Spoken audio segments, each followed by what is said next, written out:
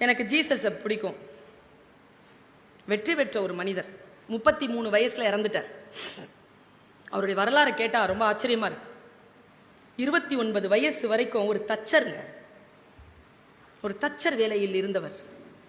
29 வயதில் சமூகத்தை சந்திக்கிறார். 3 வருஷம்தான். குரூசிஃபைட், சிலுவையில் ஏற்றுக்கொள்ளப்படுகிறார். நான் எங்க அவரை வியக்கிறேன்னா, ஒரு மனுஷன் அப்படி வாழணுங்க. எப்படி தெரியுமா? இன்னைக்கு என்ன தேதிங்க? 24/12/2017. அப்படின்னா என்னங்க? ஜீசஸ் பிறந்த அவ்வளவு நாள் ஆச்சுன்னு அர்த்தங்க. ஒரு குழந்தை பிறந்த பொழுது இந்த உலகம் விழித்து கொண்டு தன்னுடைய வரலாற்றை இந்த குழந்தை பிறந்ததற்கு முன், இந்த குழந்தை பிறந்ததற்கு பின்னு மாத்தி அமைச்சது பாருங்க.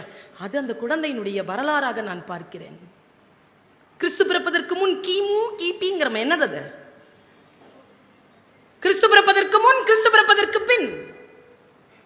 அந்த மனிதனுடைய வாழ்க்கையை நான் யோசித்து பார்க்கிறேன், ஆழமாக அதை விசாரித்து பார்க்கின்ற பொழுது, ஒரு மனிதன் இந்த உலகத்தில் எந்த அளவிற்கு வெற்றியாளனாக வர வேண்டும் என்றால், சாதனையாளனாக வர வேண்டும் என்றால், அனைத்து மனங்களிலும் நின்று நிலைக்க வேண்டும் என்றால், அன்பின் வடிவமாக அவன் மாறியாக வேண்டும் என்பதற்கான விளக்கம்தான் ஜீசஸ் கிரைஸ்ட்.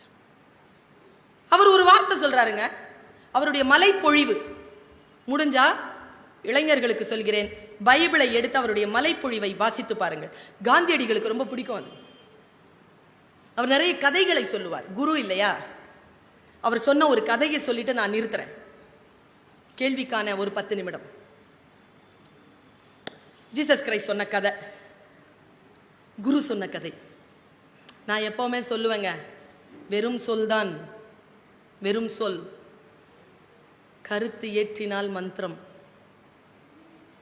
வெறும் கயிறு, கருத்து ஏற்றினால் காப்பு, தாலி. கருத்து ஏற்றணும். வெறும் சோறு, கருத்து ஏற்றினால் பிரசாதம். வெறும் கட்டடம், கருத்து ஏற்றினால் கோவில். வெறும் பயணம், கருத்து ஏற்றினால் புனித பயணம். வெறும் பேச்சு, கருத்து ஏற்றினால் சத்சங்கம். சத்சங்கமாக உட்கார்ந்திருக்கிறார்கள், இயேசு கிறிஸ்து பேசுகிறார். பைபிளில் அது வருகிறது. அந்த கதைக்கு பெயர், நான் அதை வாசித்தேன், பல நேரங்களில் பேசியிருக்கிறேன். அதிலிருந்து என் வாழ்க்கையில் சில மாற்றங்களை நான் கொண்டு வந்திருக்கிறேன். முடிந்தால் இதோ இன்று புதிதாக பிறக்க வேண்டும் என்றால் இந்த மாற்றத்தை இதோ இந்த வினாடியிலிருந்து கொண்டு வாருங்கள். இந்த வினாடி. அவர் சொன்ன கதை இதுதான். பெண்கள் எல்லோரும் தூங்கிக் கொண்டிருந்தார்கள். திடீரென்று ஒரு அசிரீரி, உங்களை ஆட்கொள்ள உங்கள் மணாளன் வந்து கொண்டிருக்கிறார், போய் அவரோடு சேர்ந்து கொள்ளுங்கள். இவ்வளவுதான்.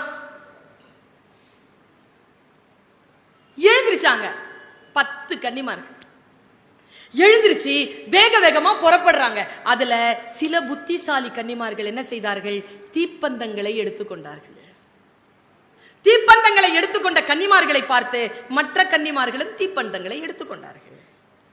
புத்திசாலி கன்னிமார்கள் என்ன செய்தார்கள் தெரியுமா? கூடுதலான எண்ணெயையும் எடுத்துக்கொண்டார்கள். எல்லாரும் போய் நிக்கிறாங்க. மணாளன் வர காலதாமதமாகிறது. கதை ரொம்ப கூர்மையா கவனிங்க. மணாளன் வர காலதாமதமாகிறது. எல்லோரும் மணாளனுக்காக காத்திருக்கின்ற பொழுது இருட்டு கவிகிறது. எல்லோரும் தீப்பந்தத்தை ஏற்றிக் கொள்கிறார்கள். தீப்பந்தத்தினுடைய வெளிச்சத்தில் மணாளனை எதிர்பார்த்து காத்திருக்கிறார்கள். நேரம் கடந்து போய்கொண்டே இருக்கிறது, மணாளன் வர இல்லை. அந்த தீபங்கள் எல்லாம் அணையத் தொடங்குகின்றன, மணாளன் வர இல்லை. தீபங்கள் எல்லாம் அணைந்து விட்டன, மணாளன் வரவில்லை. புத்திசாலி கன்னிமார்கள் தன்னிடத்தில் இருந்த கூடுதலான எண்ணெயை போட்டு அந்த தீபத்தை எரிய வைத்துக் கொண்டார்கள். புத்தியற்ற கன்னிமார்கள் தீந்து போன தீப்பந்தங்களை வைத்துக்கொண்டு எங்களுக்கும் கொஞ்சம் எண்ணெய் கொடுங்களேன் என்று கேட்டார்கள். புத்திசாலி கன்னிமார்கள் சொன்னார்கள், எங்களுடைய தீப்பந்தத்திற்கு இந்த எண்ணெய் போதுமானதாக இருக்கிறது. உங்களுக்கு வேண்டுமென்றால் நீங்கள் எண்ணெய் விற்பனர்களிடம் வாங்கிக் கொள்ளுங்கள்.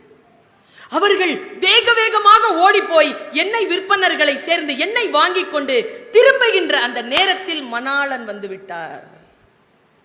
புத்தியுள்ள கன்னிமார்கள் மணாளனை கண்டுபிடித்து அவருடன் போய் கோயிலில் கதவடைத்துக் கொண்டார்கள். புத்தியற்ற கன்னிமார்கள் கூடுதலான எண்ணெயை வைத்துக் கொண்டு தீபத்தை ஏற்றி கொண்டு பார்க்கிறார்கள். மணாளன் வந்து போய்விட்டார்.